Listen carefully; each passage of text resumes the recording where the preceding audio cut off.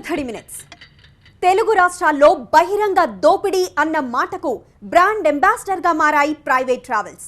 నిబంధనలకు పాతరేస్తున్నాయి, అక్రమార్జన జాతర చేస్తున్నాయి, ఆర్టీసీ కడుపు కొడుతున్నాయి, ప్రయాణికుల భద్రతను పరిహసిస్తున్నాయి, చట్టాలను వెక్కిరిస్తూ ఇరు రాష్ట్ర ప్రభుత్వాలను ధిక్కరిస్తూ నడి రోడ్డు మీద ప్రైవేట్ ట్రావెల్స్ చేస్తున్న దారుణాలు ఇంకెంతకాలం? ఇదే వాటి 30 minutes.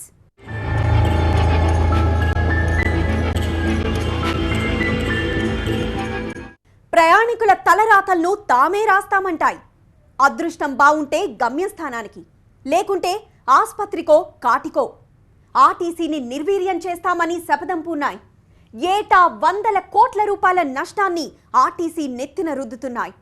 చట్టాలంటే అసలు లెక్కలేదంటాయి. లైసెన్స్లు పర్మిట్లతో పని లేకుండానే పని చేసుకుపోతాయి.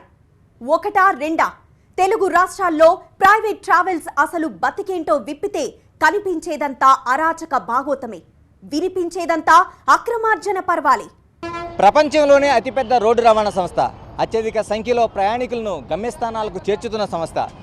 ఇలాంటి సంస్థకు నష్టాలు ఎందుకు వస్తున్నాయి? ఎవరు ఎన్ని ప్రశ్నలు వేసుకున్నా అన్ని ప్రశ్నలు ఒకే చోటకు వచ్చి చేరుతాయి. దీనికి అక్రమ రవాణా, ప్రైవేటు రవాణా. ఒకటి కాదు రెండు కాదు, వేల కోట్ల రూపాయలను దోచేస్తున్నారు. తేనిపట్టు లాంటి రవాణా వ్యవస్థలను కొల్లగొట్టేస్తున్నారు.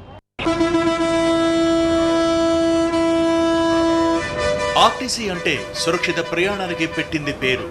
ఆర్టీసీ అంటే పేదలకు సైతం అందుబాటులో ఉండే సంస్థ. ప్రయాణం అంటే వ్యాపారం కాదు, బాధ్యత అని చెప్పే ఆర్టీసీలంటే ప్రగతి చక్రానికి పంచర్లు వేస్తోంది ప్రైవేట్ చక్రం.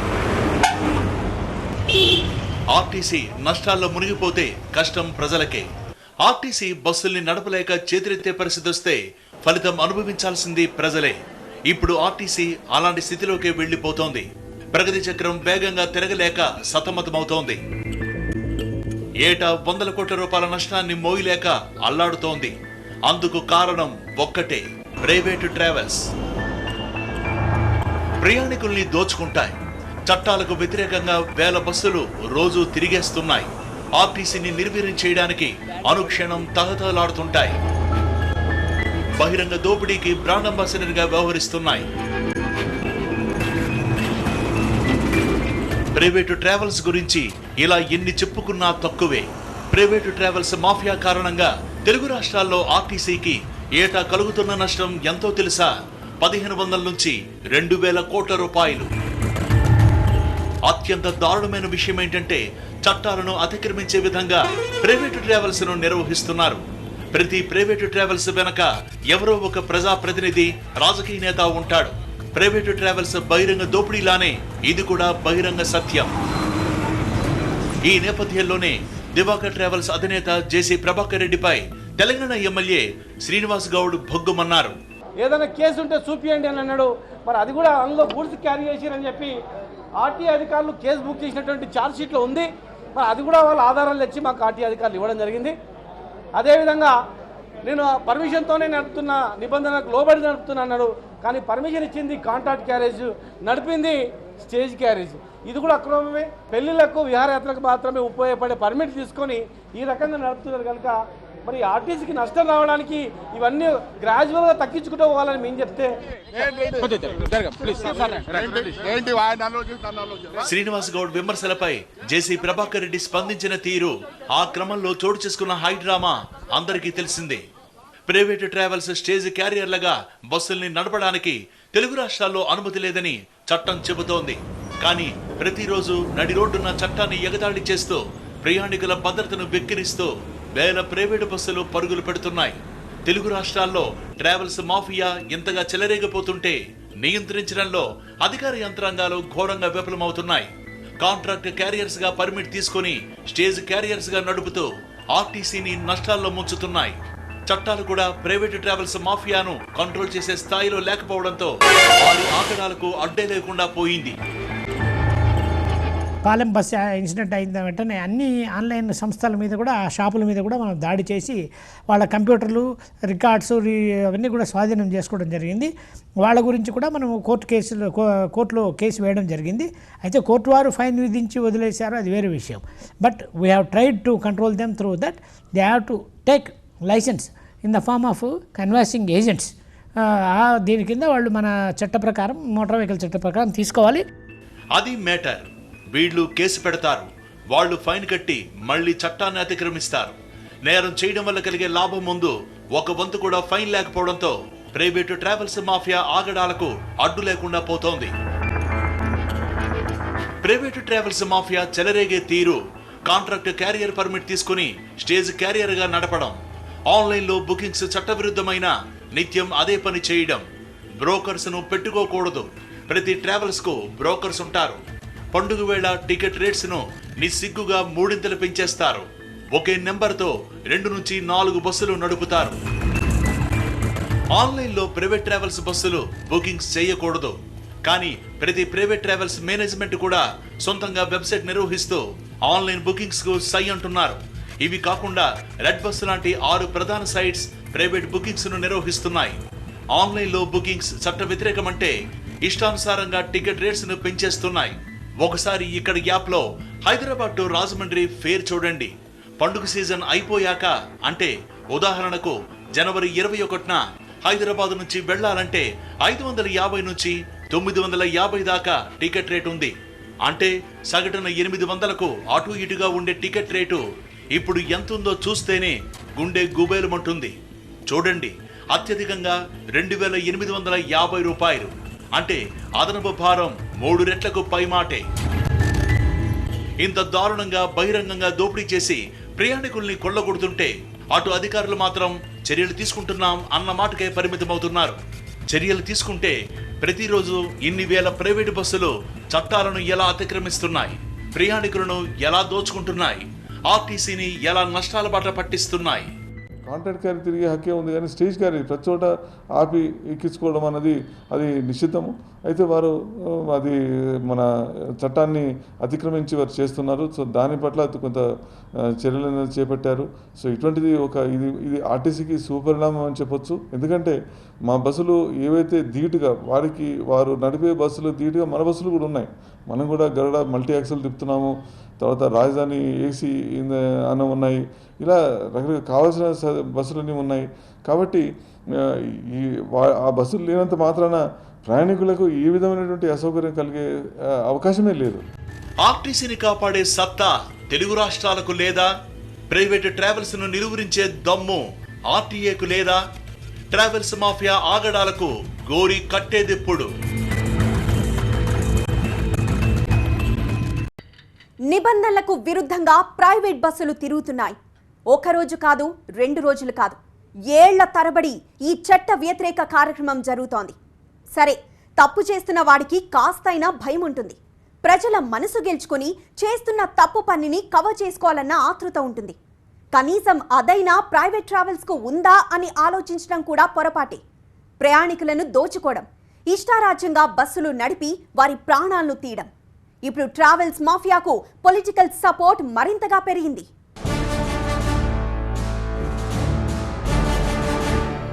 తెలుగు రాష్ట్రాల్లో తిరిగే ప్రతి ప్రైవేటు బస్సు దొంగ బస్సే. ఎందుకంటే వాటికి కాంట్రాక్ట్ క్యారియర్గా పర్మిట్లు ఉన్నాయి. స్టేజ్ క్యారియర్గా నడపడానికి అనుమతి లేదు. అయినా తెలుగు రాష్ట్రాల్లో వేల ప్రైవేటు బస్సులు దర్జాగా తిరుగుతూనే ఉన్నాయి. తెలుగు రాష్ట్రాల్లో మొత్తం 33 లాభదాయకమైన రూట్లున్నాయి. వీటిలో 850 ప్రైవేటు బస్సులు తిరుగుతున్నాయి. ఇది కేవలం పర్మిట్ ఆధారంగా చెబుతున్న లెక్క. కానీ అనధికారికంగా ఒక్కో పర్మిట్పై తిరిగే 4-5 బస్సులను కలుపుకుంటే ప్రైవేటు బస్సుల సంఖ్య 2500 వరకు ఉంటుంది. ప్రతి ప్రైవేటు ట్రావెల్స్ వెనుక ఒక పొలిటీషియన్, ప్రజాప్రతినిధి ఉండడంతో ఇష్టారాజ్యంగా దందా కొనసాగిస్తున్నాయి. దీంతో ఆర్టీసీ నష్టాల్లో మునిగిపోతోంది. అక్రమ రవాణా, సీమాంధ్ర పెట్టుబడిదారులై ఎమ్మెల్యేలు, ఎంపీలే ఉన్నాయి, మినిస్టర్లే ఉన్నాయి. అక్రమ రవాణా తెలంగాణ ప్రభుత్వం అడ్డుకుంటుంది. తెలంగాణ రాష్ట్రం ఆర్టీసీ అభివృద్ధి చెందుతుంది, లాభాల వైపు పోతాను ఆశించడం. కానీ ఈరోజు దాన్ని భిన్నంగా జరుగుతుంది. ఇక్కడ రైల్వే లైన్ లేకున్నా, ఇక్కడ ఒక్క తెలంగాణ రాష్ట్రం వచ్చినా కూడా ఒక్క రిక్రూట్మెంట్ లేదు, అదనపు బస్సులు పెంచడం లేదు. చట్టాలు చేసే ప్రజాప్రతినిధుల హోదాలో చట్టాలను పరిరక్షించే ప్రజాప్రతినిధులుగా ఉంటూ చట్టాలను అతిక్రమిస్తున్నారు. ఆర్టీసీకి ఏటా వేల కోట్ల రూపాయల నష్టం తీసుకొస్తున్నారు. అది ప్రజలే భరించాలి. మరోవైపు ప్రైవేటు ట్రావెల్స్ రూపంలో ఆ ప్రజలని ఇష్టారాజ్యంగా దోచుకుంటున్నారు. అటు ఆర్టీసీని అప్పుల పాలు చేస్తున్నారు. తెలంగాణ ఆర్టీసీలో మొత్తం బస్సులు 10,700 ఉన్నాయి. సిబ్బంది 56,000 మంది ఉన్నారు. ప్రతిరోజు అయ్యే ఖర్చు 10 కోట్ల రూపాయలు, వచ్చే ఆదాయం 8 కోట్ల నుంచి 8.5 కోట్లు, ప్రతిరోజు నష్టం 1.5 నుంచి 2 కోట్ల రూపాయలు, అంటే ఏడాదికి దాదాపు 750 కోట్ల నష్టం. ఏపీ ఆర్టీసీలో పరిస్థితి మరింత ఘోరం. మొత్తం బస్సులు 12,500 ఉన్నాయి. సిబ్బంది 60,000 మంది ఉన్నారు. ప్రతిరోజు అయ్యే ఖర్చు 12 కోట్ల రూపాయలు, వచ్చే ఆదాయం 9.5 కోట్ల నుంచి 10 కోట్లు, ప్రతిరోజు నష్టం 2 నుంచి 2.5 కోట్ల రూపాయలు, అంటే ఏడాదికి దాదాపు 800 కోట్ల నష్టం. ఇప్పుడున్న పరిస్థితుల్లో చూస్తే ఆర్టీసీ నష్టపోవడానికి కారణం రెండు. అక్రమ రవాణాను అరికట్టలేకపోవడం ప్రభుత్వం, అధికారులు ఏకపక్ష నిర్ణయాలు, కార్మికుల అభిప్రాయాలు గౌరవించుకుని తీసుకున్న నిర్ణయాల వల్ల రోజు రోజుకి నష్టాలు పాలవుతుంది. ఉదాహరణకి 2016 మార్చి ఫైనాన్షియల్ ఇయర్ నుంచి ఇప్పటికి 8 నెలలు, 8 నెలల్లో 700 కోట్ల లాస్. అంటే ఈ ఫైనాన్షియల్ ఇయర్ వచ్చే మార్చి వచ్చేది 1000 కోట్ల వరకు వచ్చే పరిస్థితి ఉంది. ఇప్పటికి 4,000 కోట్ల నష్టాలు ఉన్న ఆర్టీసీని కాపాడాలనుకుంటే రోజుకి 2 కోట్ల రూపాయలు వడ్డీ కడుతున్నారు.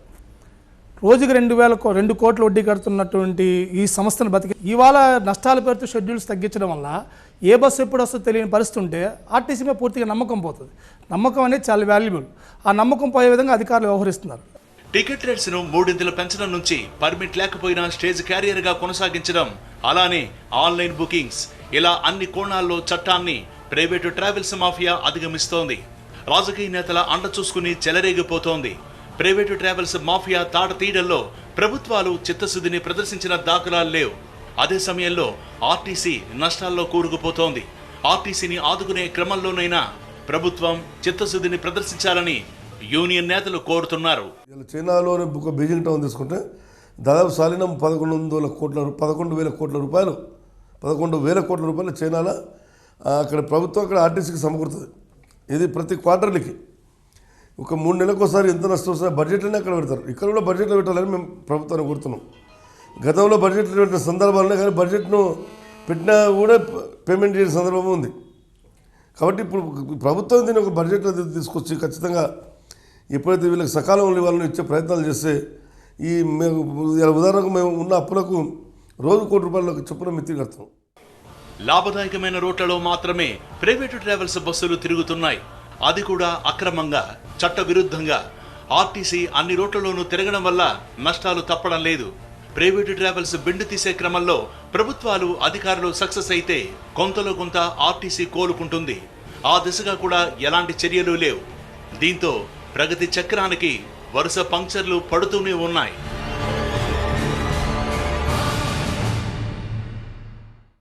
రెట్టింపు ఛార్జీలతో దోచుకుంటారు. సురక్షితంగా గమ్యస్థానానికి చేరుస్తారన్న గ్యారంటీ లేదు. నిబంధనలకు వ్యతిరేకంగా పనిచేస్తారు. ఆర్టీసీని అప్పుల పాలు చేస్తున్నారు. ఎవడబ్బా సొమ్మని ఆర్టీసీకి దక్కాల్సిన 2,000 కోట్ల రూపాయలను ఏటా ప్రైవేట్ ట్రావెల్స్ మెక్కుతున్నాయి. ఇన్ని చేస్తున్నా ప్రైవేట్ ట్రావెల్స్ ను ఎందుకు భరించాలి? ఎవరి కోసం ప్రజలు ఈ రహదారి రౌడీజాన్ని సహించాలి? సురక్షితమైన ప్రయాణం, దోపిడీ లేని ఛార్జీలు మాత్రమే కాదు, ఆర్టీసీతో ఇంకా చాలా ఉపయోగాలున్నాయి. ఆర్టీసీకి వచ్చే ప్రతి రూపాయిలో 20 నుంచి 30 పైసల వరకు ప్రభుత్వానికి పన్నుల రూపంలో చెల్లిస్తుంది.